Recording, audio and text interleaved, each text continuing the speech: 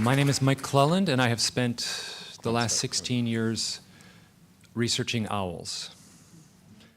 But first, before I do anything, I need to thank Jeff and Karin for trusting me up here. This is a really huge thing for me. Thank you.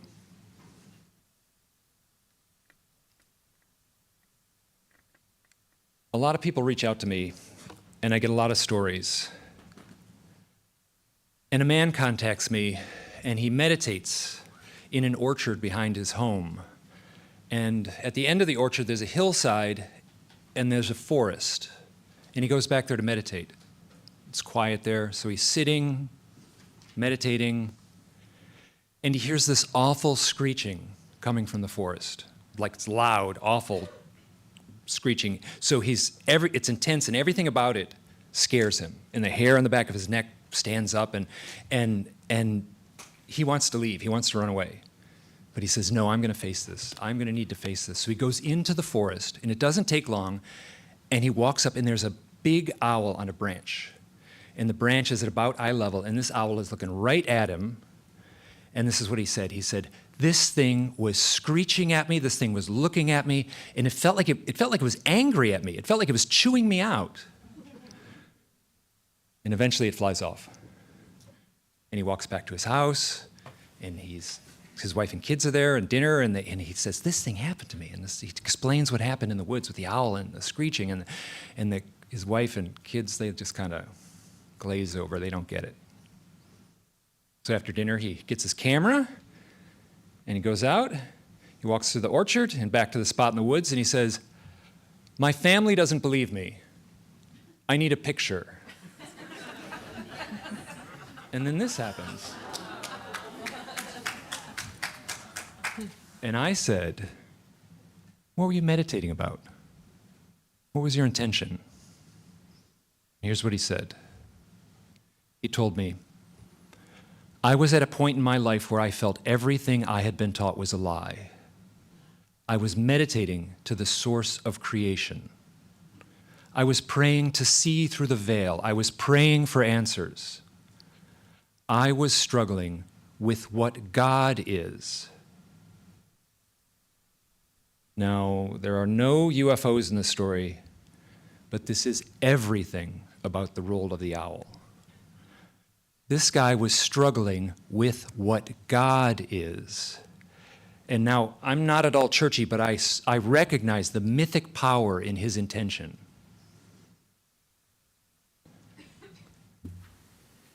And it's this mythic power that has been the binding thread of my research. I see the owl as an ancient archetype and the UFO as an emerging modern mythology. Myth is the secret opening through which the inexhaustible energies of the cosmos pour into human manifestation. Joseph Campbell has been my North Star as I proceed forward in this work. Now, mythology has two definitions. One is that it's false, like a fairy tale, and the other is that it is something vital. It defines something alive. It is a reflection of deeper truths, and it is this vital way of looking at myth that seems to be playing out within my research and within my own experiences. I am seeing ancient themes and ideas making themselves known right now within a newer framework. I have had a lifetime of odd experiences. I have had close-up UFO sightings, a missing time event, moments of powerful psychic knowing, precognitive dreams, floating orbs in my bedroom, unusual marks on my body, and anyone in this room should be familiar with these kinds of experiences. In 1993, I saw 5 gray beings with the big bald heads and the big black eyes, and they were right out my bedroom window, like right up close to the house. And that experience, that took a lot of work to deny. And I denied it for decades. I don't deny it anymore. There's a long list of things in my life that point to direct UFO contact or abduction. And I would also include an overwhelming sense of mission in that list. I'm certainly guilty of that. These experiences have a flavor and a mood that I recognize, but it somehow feels impossible to describe these experiences. Elusive, mystical, numinous, dreamlike. These words are only an attempt, and they barely touch on the feelings. These experiences are emotional and challenging, and it is this challenge that I have tried to express in my research and books. I have written 4 books on owls and their connections to UFOs.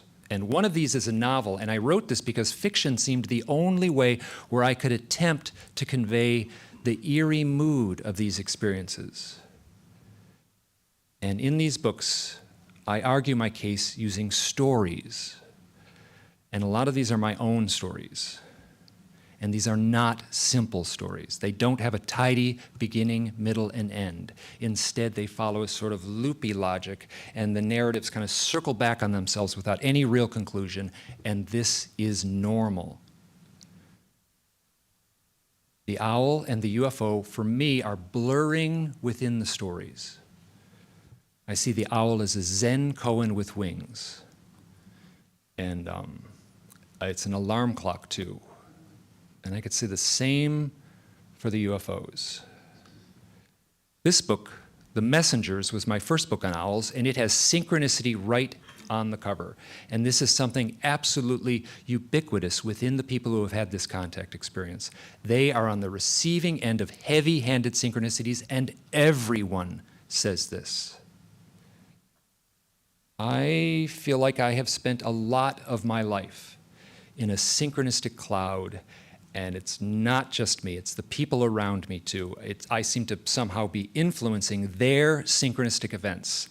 And I don't think I'm exaggerating on this. And Dr. Pasulka could vouch for me on this one. She's nodding. Yeah, you might not be able to see that. No. A guy like me named Mike. Ooh, this is, Mike got thanked. You thanked, Karen thanked Mike yesterday when she was up here. So. Mike reached out to me with a story. He's driving home from work and he crosses a bridge. This is in Springfield, Massachusetts. And just as he gets off the bridge, he's in the middle of a left turn, and he's making the turn, and this big owl flies right up to the window. And this is what he said. He said, "It scared the crap out of me." And this is in the afternoon. It's full daylight, and he finishes his left turn, and he's in traffic, and he's moving along. And about a half hour later, he sees this. There's a flying saucer about 100 feet wide rising slowly up, and he's caught in traffic. And so he's moving along, and he's trying to watch this thing, and he's getting pulled along, and eventually he moves past it and loses sight of it. When he told me this story, he told me all this, and then he says, when I was, that day, I was listening to my MP3 player in the car, and I was listening to a talk you were giving. You were giving a talk about UFOs and owls. I was like, what? Like, what? Wait, what? You were listening to my voice talking about UFOs and owls as you saw a UFO and an owl?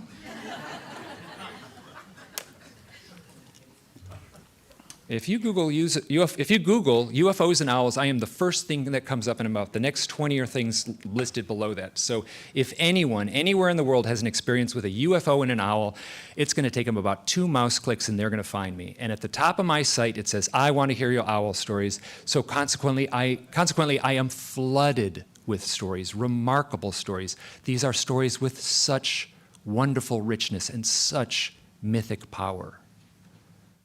I'm getting about 2 or 3 stories a day, some days more, and 6 stories a day is not uncommon. And this has been going on for 16 years. So do the math. And let me say something. I am showing up in these accounts. That story I just told about Mike on the bridge and seeing a UFO and an owl, that's a good example. And that happens a lot, like a lot. And this tells me that that I am connected to something, and that I have a responsibility. There is a power and a value to these stories, and it feels so important to share them. And I don't want these stories hidden away in some dusty file cabinet. I want them to be alive and shared. And I am not a scientist. I am not an academic. I came into this research as an artist. I have spent my whole life doing creative work, and I see my research, this research, as a creative act. And I have been researching myself. All of these stories, all of my writings, all of the synchronicities, this is my journey. And I am not trying to prove anything. I have already had my proof. And there's a lot of talk about disclosure, but I've had my own disclosure, and I don't need someone else to confirm what I already know. I am an experiencer. I have had direct UFO contact, call it the anomalous, but I don't know what any of that means, because these experiences, what it feels like, does not match our pop culture idea of alien contact. The mainstream narrative does not capture it. It is so much stranger. The UFO subject is like so enormous. There's so much going on, but I'm not looking at all this. I'm not looking at the big picture. I am pulling on the thinnest little thread, just the owls. And I am not objective. I am totally subjective. I am only looking at the owl stories, and this has been a bottomless pit.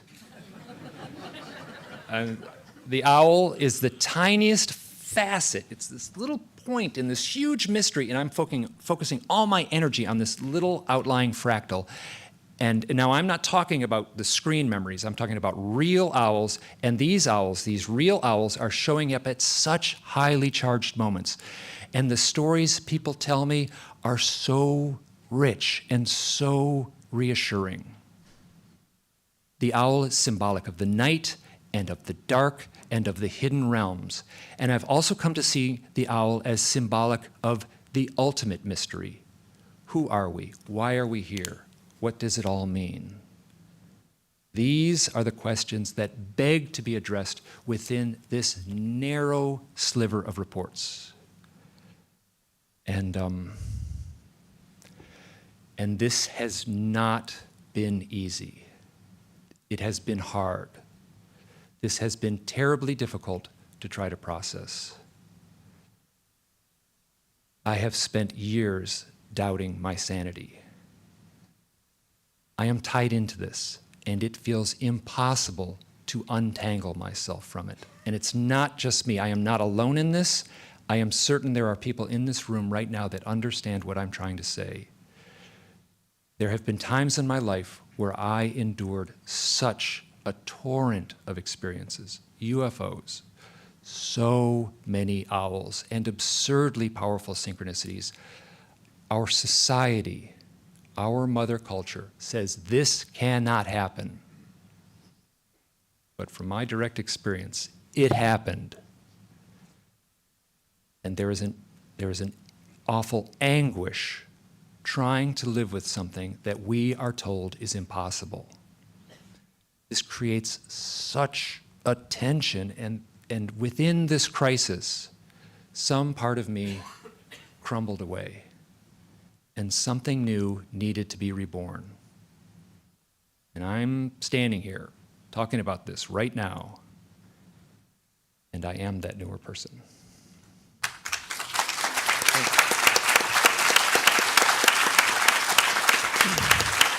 Thank you.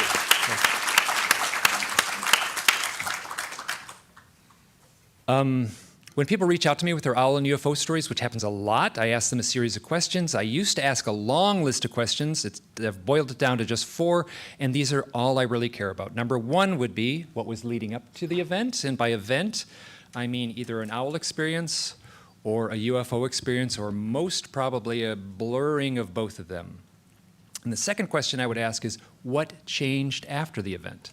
Third would be, how would you rate your psychic skills? And finally, do you have any healing abilities? Now, given these questions, you should have a pretty good idea of what I am finding within my research. These are transformative events, and in the aftermath, people change and they become psychics and healers. Not 100% of them, but wow, enough that it's a very clear pattern.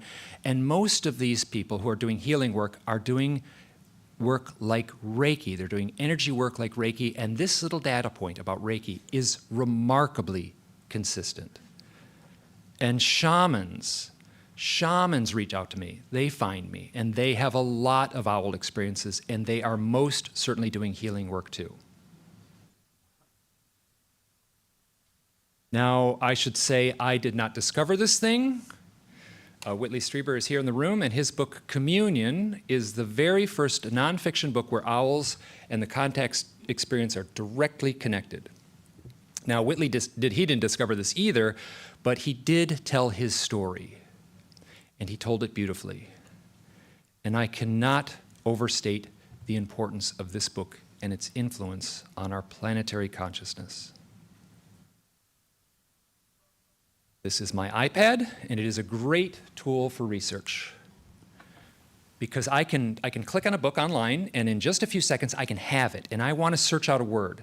And the word I want to search out is owl. But other words show up too, and knowledge shows up a lot. In the kind of books I'm looking up, you get the word knowledge a lot, and owl is embedded right within knowledge. But I'm not interested in that. I'm not interested in knowledge. What I need to do is find owl. So that means I have to swipe past knowledge. I have to move past knowledge. I need to get past knowledge. And the first time this happened, I saw it right away. This became a metaphor for me and my work because, and this told me to turn away from knowledge. This told me to turn away from logic. This told me to follow my heart. Because knowledge tells me, don't do this. Knowledge tells me this is impossible. Knowledge tells me owls and UFOs cannot be connected. And knowledge most certainly tells me that this cannot involve me.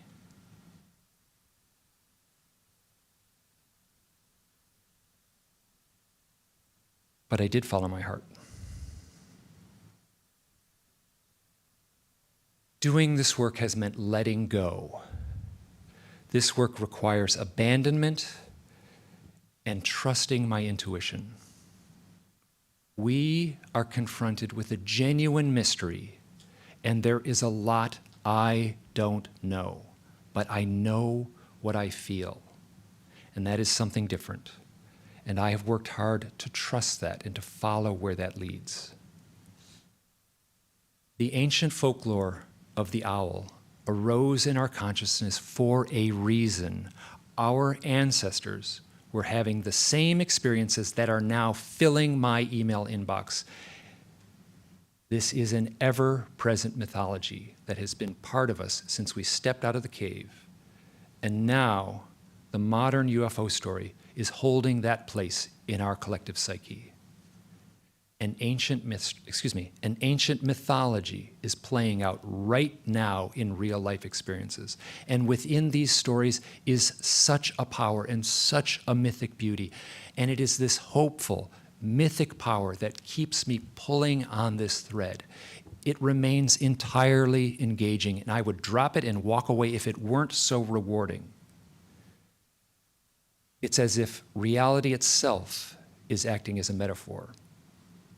And it's happening for some profound reason.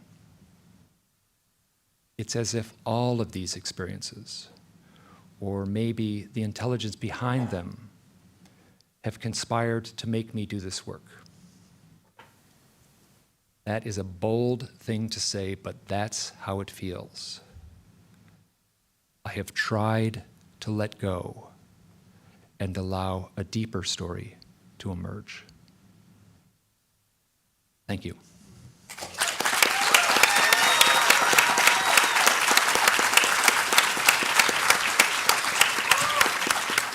Good morning. You get to listen to me again, so thank you.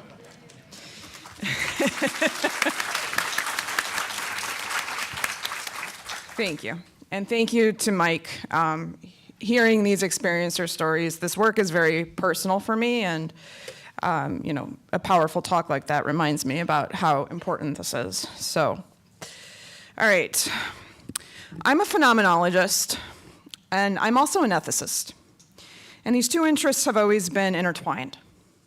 As a phenomenologist, I study the lived experience of ethics, how our ethical orientation, judgments, and commitments emerge from a certain understanding of self, other, and world, how moral norms offer possibilities for us to create ourselves as a certain type of subject.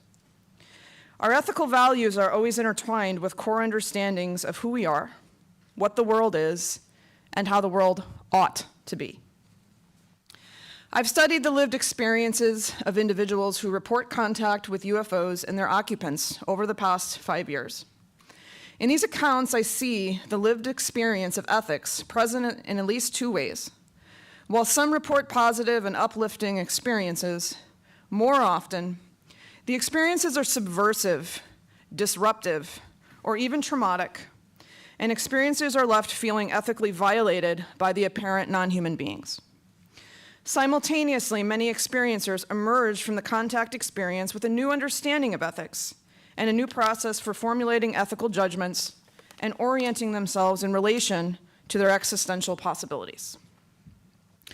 At the present, between my own experiencer research, my work with the Metadata Project at Rice, I have listened or read hundreds of experiencer accounts.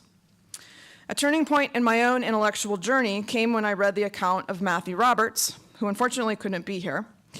But his account stood out to me because of his blunt honesty about the traumatic nature of his encounters, but also because of his courage to keep following the path where it led him, like Mike, ultimately leading to profound transformations in his ways of relating to himself, to others, and to the world. The driving motivation for my work since has been to situate these experiences and transformations within a philosophical understanding of the experience of the ethical. In this talk, I'd like to trace the birth of a multidimensional ethical reasoning that I see emerging from the contact experience.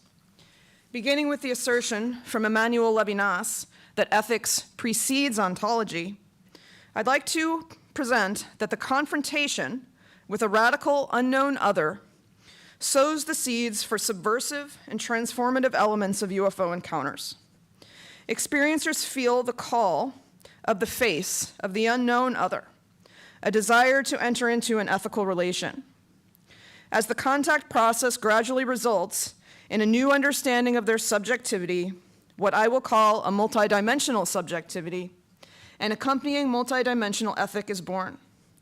Understanding the contact experience as an initiatory process to a new ethics, even when it includes a sense of a loss of agency or at times trauma, can help transcend the benevolent helper versus evil invader dichotomy and understand all contact experiences as part of a spectrum that may be revealing new ways of being human. Whoops. So for these claims, I examined patterns in experiencer narratives in the work of John Mack, also in psychologist Kenneth Ring, public experiencer accounts like Matthew's or Whitley's, my work in the Ann and Whitley Strieber collection, and a small qualitative study that I conducted in the summer of 2023. For this study, I had survey questions that were based on patterns I had already identified in the written accounts, with the aim of being able to get more detailed and expanded information through the interviews. I offer the multidimensional ethic as a tentative hypothesis, with acknowledgement that discovering how prevalent these patterns are with experiencers as a whole is my ongoing research question.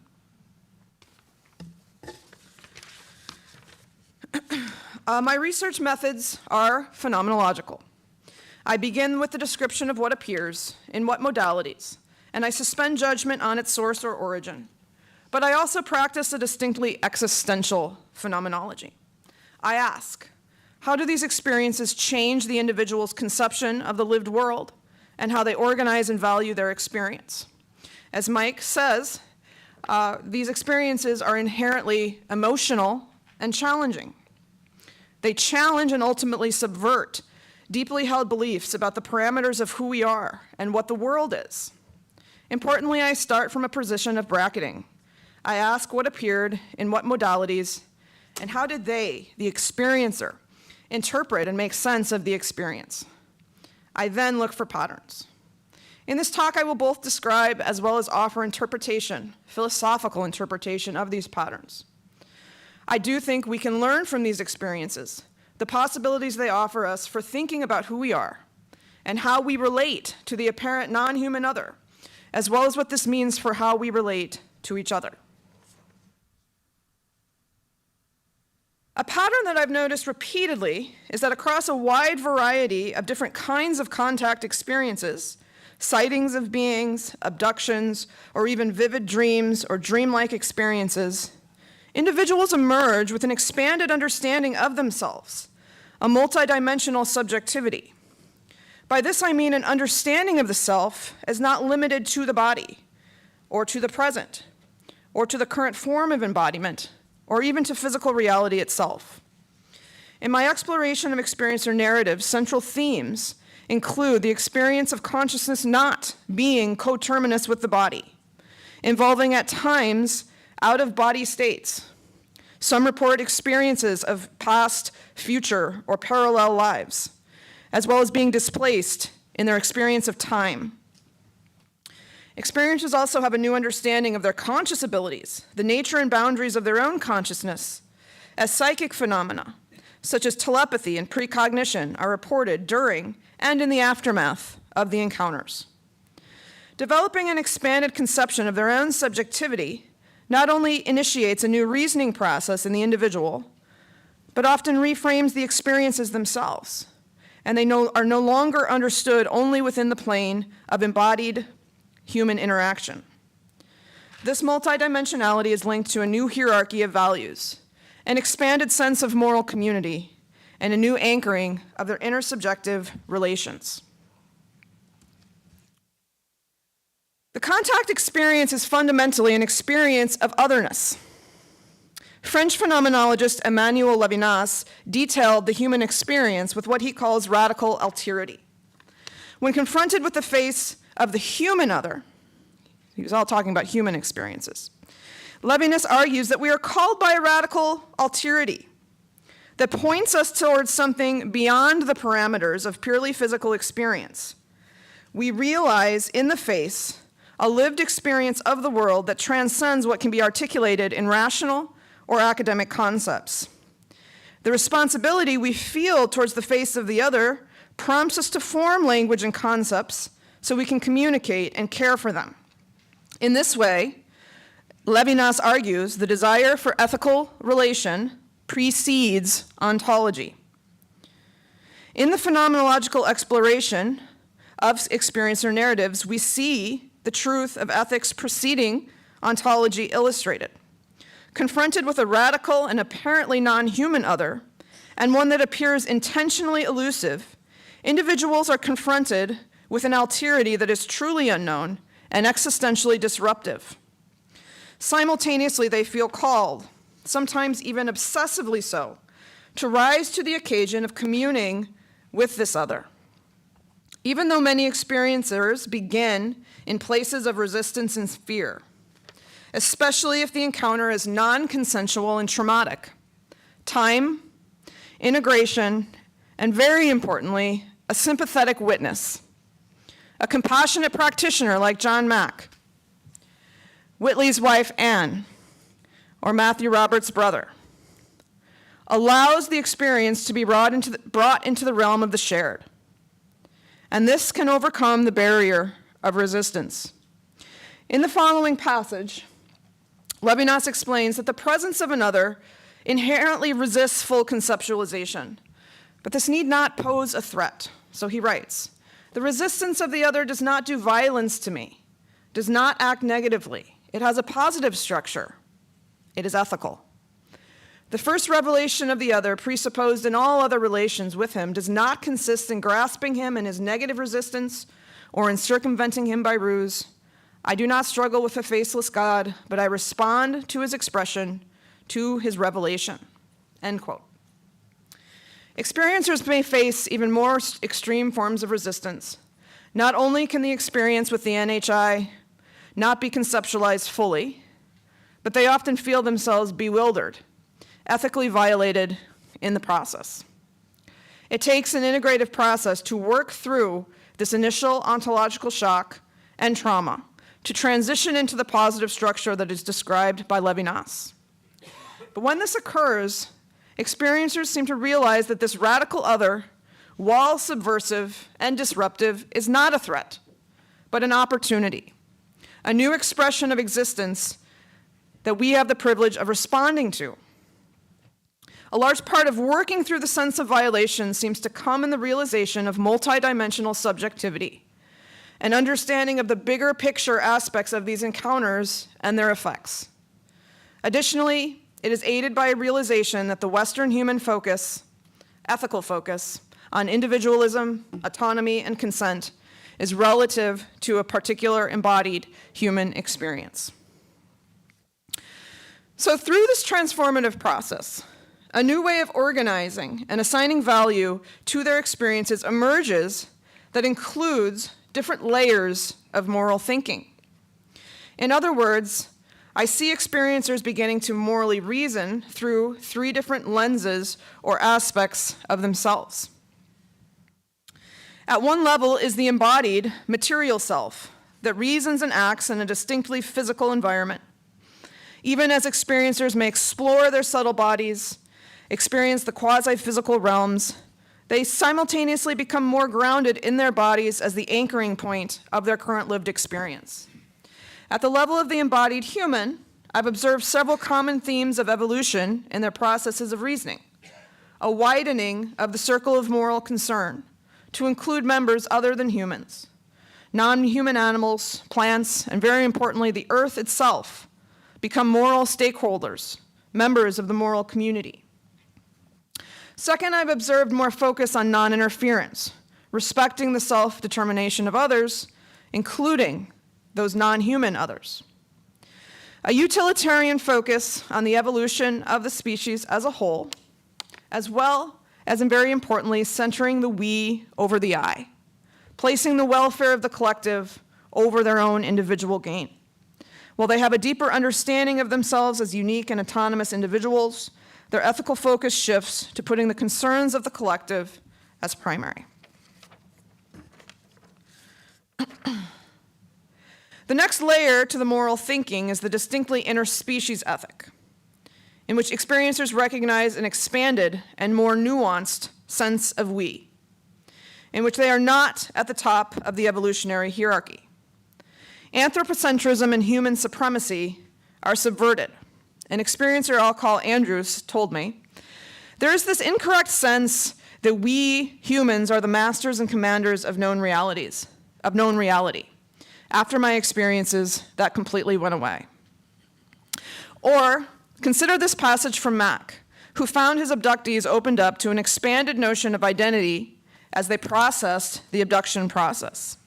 He writes, "The abduction experiences themselves shatter the illusion of control and demonstrate forcefully that we are helpless in the face of forces and beings whose purpose we do not understand. Each abductee discovers that they are but one intelligent being in a universe populated with various other entities that are not supposed to exist. Human beings are not lords of the earth, they realize, but children of the cosmos who must find their way to live in harmony with all manner of creatures on the earth and elsewhere," end quote. Feeling the illusion of control has been shattered begins with a sense of loss of autonomy and freedom, a position of resistance. But the loss of control can serve as a catalyst to an understanding of their subjectivity as situated in a universe filled with human and non-human beings, including advanced non-human species. In short, it helps open the door to thinking in terms of a bigger, encompassing interspecies we. Last, individuals experience themselves as transcendent, as not coterminous with their physical bodies. They may experience their subtle energetic bodies, They may experience their past, future, parallel lives or selves, and many report an understanding of some kind of eternal or infinite higher self or soul. At this level, several important ethical considerations emerge. An emphasis on the idea of soul growth, including the incorporation of other possible embodiments, a sense of non-duality, the ability to hold conflicting truths at the same time, and often a dissolving of the boundary between themselves and the radical otherness, a realization that there are no others. So experiencers report considering their moral calculations as expanding beyond their physical embodiment. Experiences that have been painful and traumatic within the context of this embodiment are understood as still having value in terms of the overarching evolution of their higher or transcendent self. The parameters of the embodied earthly ethics still apply. However, they also understand the meaning and effects of what happened may extend into their transcendent self. Some express that while they did not consent for these experiences to happen in the traditionally understood sense, they feel that a higher aspect of themselves agreed on some level for them to occur. In addition to understanding what happens as having expanded meaning and effects, some experiencers understand the effects and meaning of their own thoughts and actions as extending beyond the parameters of physical reality and become more mindful of both, a transformed understanding of consequence. Experiencers also report a transcending of duality, the ability to hold conflicting moral truths at the same time. They may express a sense that we both are and are not autonomous beings in the traditional Western sense. The respect for autonomy both is and is not of utmost moral importance. At the level of the embodied human experience, respect for social agreements and an individual's choices and life path are morally imperative. At the level of the higher or cosmic self, the growth which may occur as a result of loss of autonomy and control take on a different perspective. Abductees in particular express feeling traumatized and violated by their apparent non-human captors, but simultaneously enabled and empowered by them. The final characteristic at the multidimensional or transcendent level is the assertion that the other they have encountered is ultimately not an otherness at all. They experience that everything is a manifestation of the same ultimate source. An experiencer I'll call Kate told me, after my experiences, I really don't have a sense that anything is disconnected.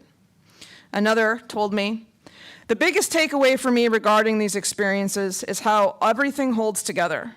We're literally all one. We're connected. Now, this presents a paradox, considering I've spent so much time emphasizing the radical otherness that these beings represent. But the importance of non-duality becomes clear. There both are and aren't others. At the ultimate level of reality, they have the experience of no otherness. At the level of the embodied earthly experience, we can have the experience of others, including the radical otherness of an advanced intelligent species. So the idea is not that the multidimensional or the transcendent level supersedes or replaces the other levels. All three layers or modalities of reasoning operate simultaneously, anchoring the individual's subjectivity and ethical orientation in the life world. By examining the experience of the ethical within the testimony, we see a more nuanced and holistic ethical reasoning process emerging, one that both includes but also transcends and transforms human understandings of ethical choice, the boundaries of the ethical realm, and the moral community. So where does this leave us? We have to be cautious about jumping to conclusions regarding any particular set of experiences. And we do need to examine more experiencer accounts regarding the experience of the ethical to see if these patterns are consistent. I also do not make any direct ontological claims. I'm arguing with Levinas that we do not need to make ontological claims in order to make ethical ones. I do think we can learn from these experiences that at least suggest these encounters cannot be fully understood through black and white or simplistic moral principles. The contact experience is shrouded in mystery and ambiguity. I do not dismiss or ignore the traumatic nature of some encounters.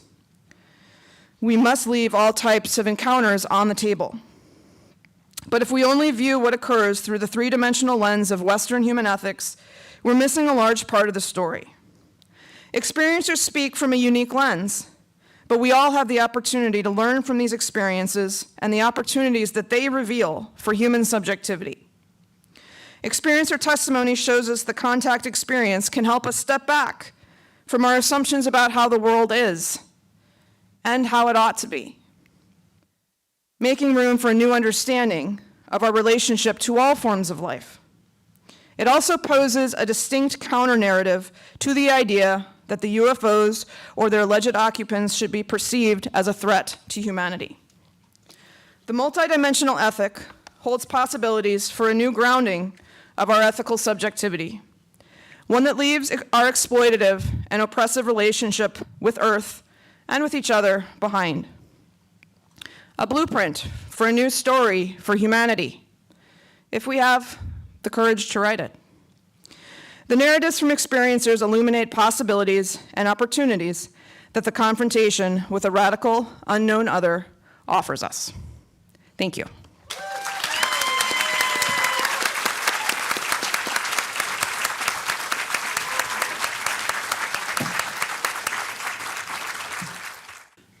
My name is Darren King. Some of you may know me by the name Exo-Academian. I am an independent researcher.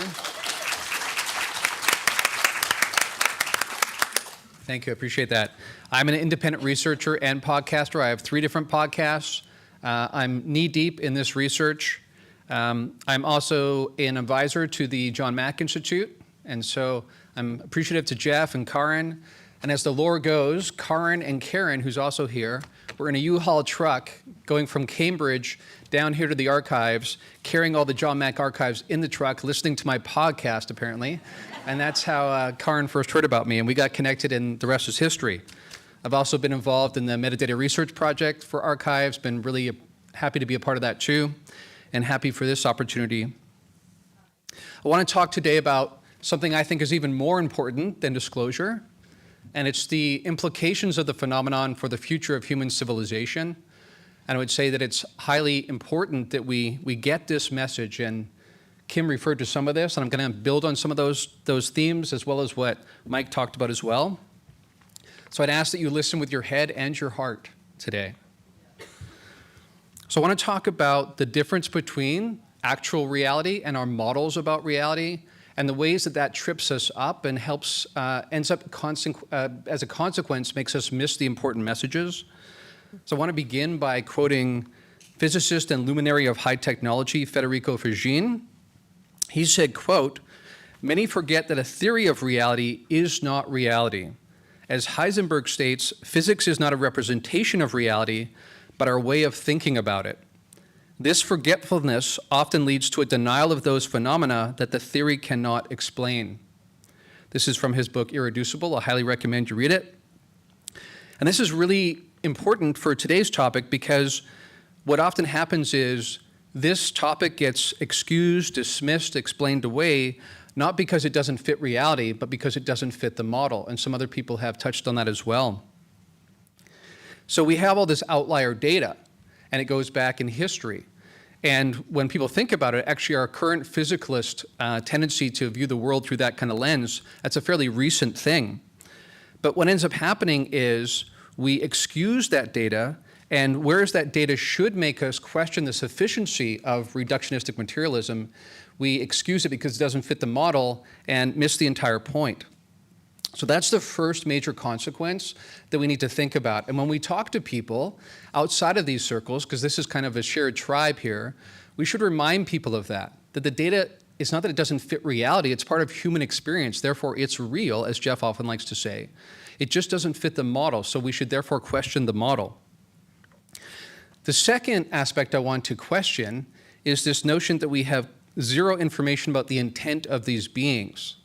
You often hear this bandied about when people talk in, especially mainstream media, about the UFO phenomenon, and some people use this as impetus for why we need more congressional intervention and those kinds of things so we can figure out what they want, why they're here, whether they're here to invade us or whatever. But I think this is a false claim. And again, as my colleagues here and friends would say, it's because we undermine and don't consider experience or testimony. Experience or testimony is essential here for us to understand not just the nature of this phenomenon, but the nature of the beings.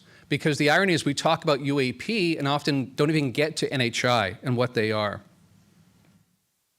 We also have this double standard when it comes to witness testimony, because in other fields and in courts of law, for instance, yes, we do understand that individual people sometimes falsely remember things, but when you have thousands, tens of thousands of people that remember the same thing with very similar criteria, that would be considered very seriously in any other field of study and certainly in courts of law. So once again, the only reason why it's not considered here is because it doesn't fit the prevailing model. People don't want to have to deal with it. So we have a lot of data. People keep talking about that. Kevin in his talk mentioned that we have mountains of data. That's just not radar returns and sightings in the sky. That also means experience or testimony. I think here too of the work of Dr. John Mack and what a difference he made in this field, because he spent most of his credibility trying to legitimize this topic. And like everyone else, John began thinking this couldn't possibly be true. When Bud Hopkins first talked to him about the fact that he was interviewing people who'd seen aliens, interacted with aliens, even been abducted by aliens, he assumed this couldn't possibly be true. But to John's credit, he was willing to question his model of the world. And so when he interviewed people, he found that to the best of his knowledge, they seemed to be telling the truth. And we want to think about this. Not everyone is an equal judge of a person and their character and the fact that they're telling the truth. John had spent decades perfecting this practice so that he could understand when people were delusional, when they were putting things on or whatever. And to the best of his knowledge, they were telling the truth. Now, this set up a conundrum because it didn't fit with his worldview of reality. And yet, again, to John's credit, he was willing to say, if this is true, then maybe I need to question this other thing over here. The other thing I want to say, too, is that there's a range of encounters. And I think part of the problem is we sometimes talk about the phenomenon in the individual. But again, this is part of reductionistic materialism, where we think we have reality mostly figured out, so we just need to add this, like the cherry on top. But I think actually what we're expanding into is more reality than we've yet encountered.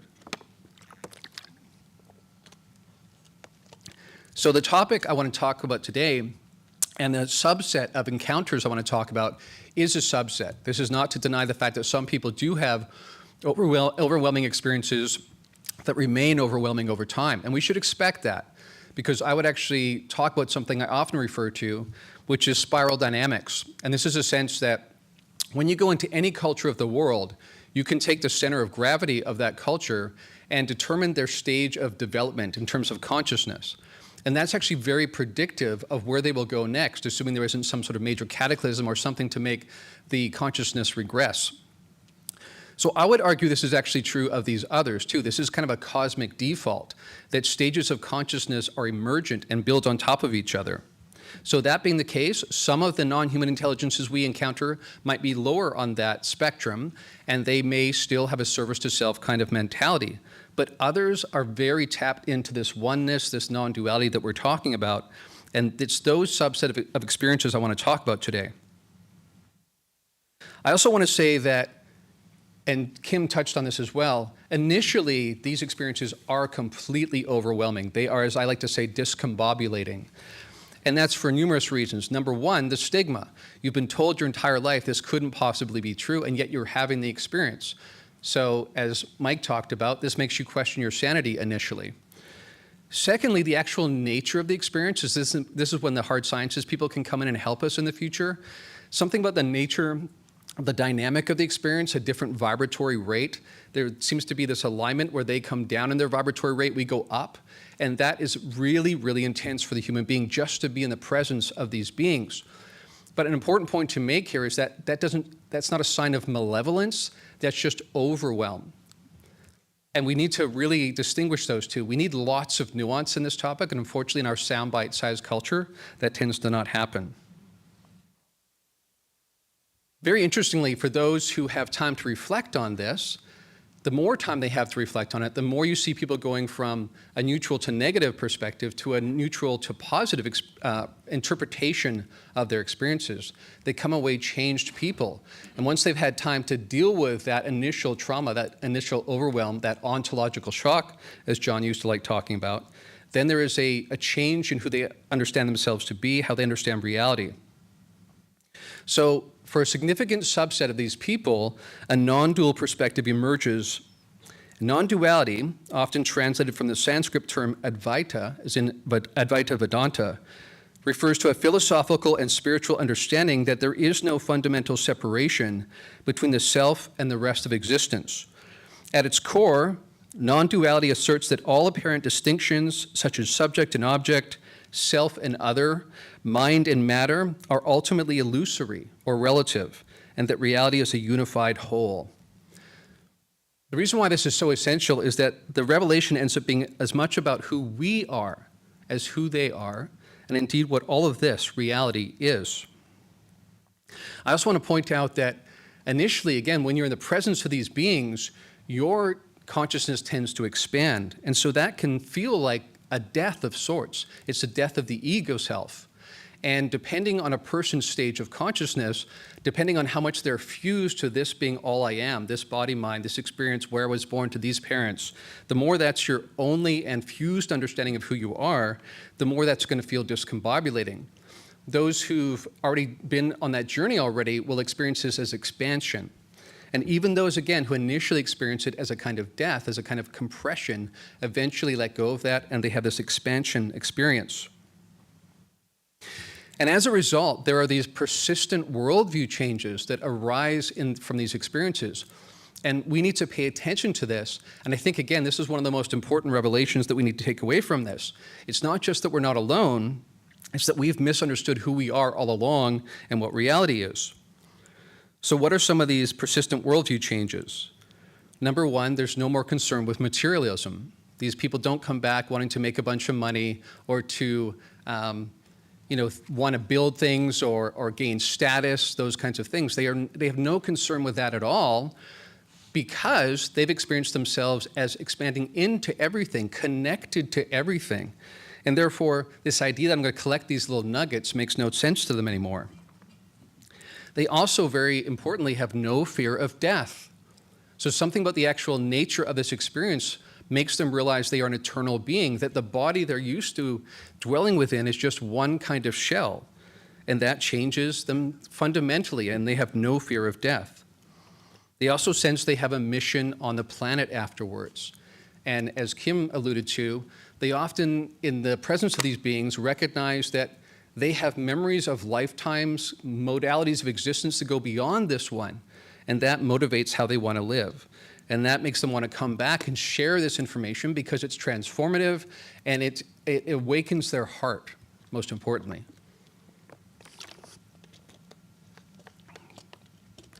Many people even talk about feeling like in that realm, in that state of being, again, we lack the terms to really understand this. They feel like it's home, or they're connecting with source again. Source in terms of the ultimate source, and they share that with these beings. So there is no sense of otherness, as Kim talked about. Now, one of the things I've done in my research is to find out where we might find hints of this elsewhere in other kind of fields of study. And of course, before I ever got into UFOs, I was into consciousness research. And here we find that the ancient wisdom traditions, of course, taught very similar things. And this wasn't just a bunch of people sitting around conceptualizing. These were practitioners that did deep inner work. They explored their own interiority, and then they found this connection. They expanded beyond the small self. This also happens in non-ordinary state experiences, right? Ordinary according to what we're used to. Again, the model. So we see there that they have very similar experiences there. This should tell us something, and it lends credibility, I think, to the accounts of experiencers of the UFO phenomenon, because other practitioners also come to those same conclusions. Interestingly, we also find this in physics. So our cutting-edge physics is pointing in this direction.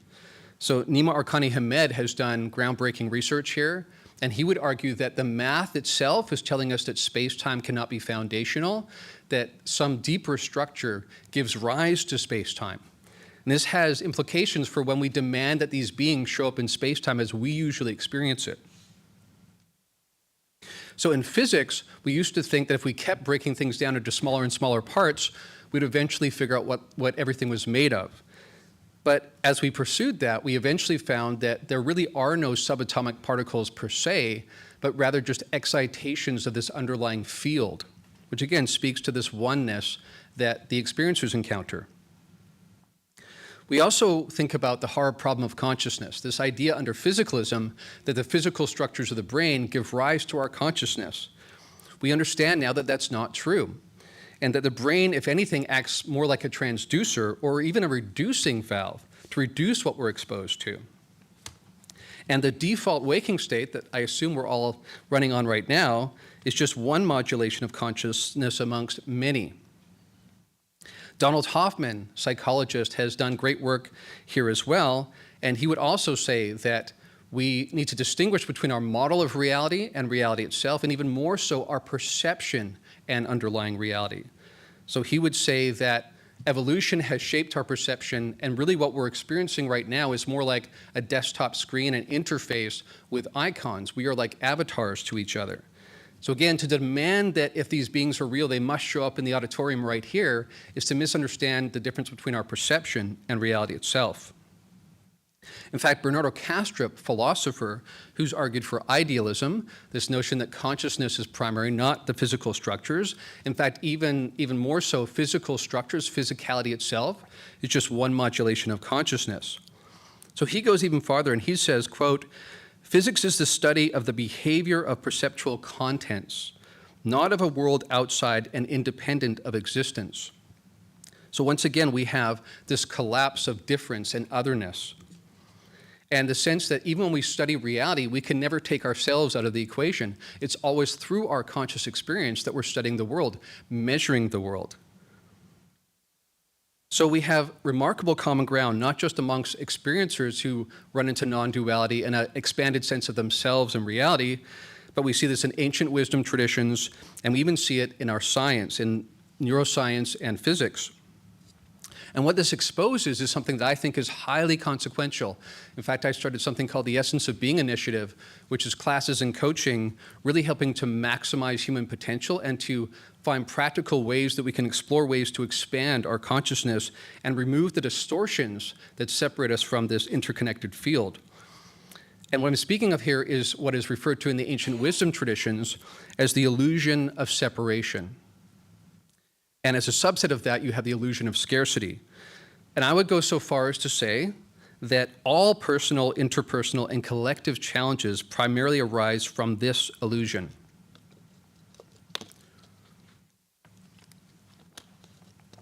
So let's switch the conversation now to why this is relevant to the situation we're in.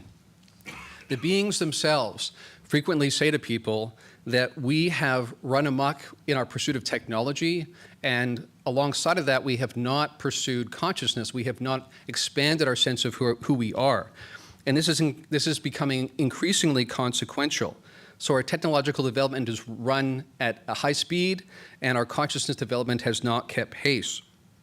You think about the Ariel School encounters. When John went there and interviewed those kids, they told the kids that you've become too technologied, and you've lost your connection to the deeper source. And by that, they mean to each other, primarily as brothers and sisters, to the earth, and the fact that we have a transactional way of kind of exploiting the earth. We think that's natural. That is like killing a part of ourselves. This is something they tell us, and in addition to what they tell us, again, we expand into this state of being where we know it ourselves in our deepest soul. So this has created something called a meta-crisis.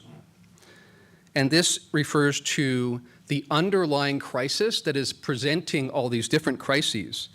And these crises include ecological collapse, mental health and meaning crises, economic inequality and instability, and socio-political polarization. I think all of us can recognize that in our world today, and to a degree like never before. Ultimately, this forms what's called a polycrisis. And a polycrisis is a term used to describe a situation where multiple crises occur simultaneously, and their interactions compound the overall impact, making the whole much more dangerous or destabilizing than the individual parts. On the opening day, Tim talked about how difficult it would be to have coordination amongst nations right now because the geopolitical situation is so tense. We have weapons like never before where we can destroy ourselves, and yet we are more divided than ever. This is exactly what the beings back in the 90s when John went to Zimbabwe and when he interviewed the experiencers, they've been saying it all along. So I would suggest that the consequences of this illusion of separation are greater than ever. And this brings me to the sense that we have to be careful in our rush for disclosure to get acknowledgement in the mainstream that this is real, UAP are real, NHI are real, that we not miss the bigger offering on the table. Because the bigger offering, the most consequential offering, is about who we are. We are these multidimensional beings. We are connected to everyone and everything. And only when we align with that will we be able to meet the challenges of today. So this leads me to my final point, where I would say to you that really taking seriously and truly grokking this element of the phenomenon may just represent the difference between humanity successfully making this consequential passage in our history and not. Thank you very much.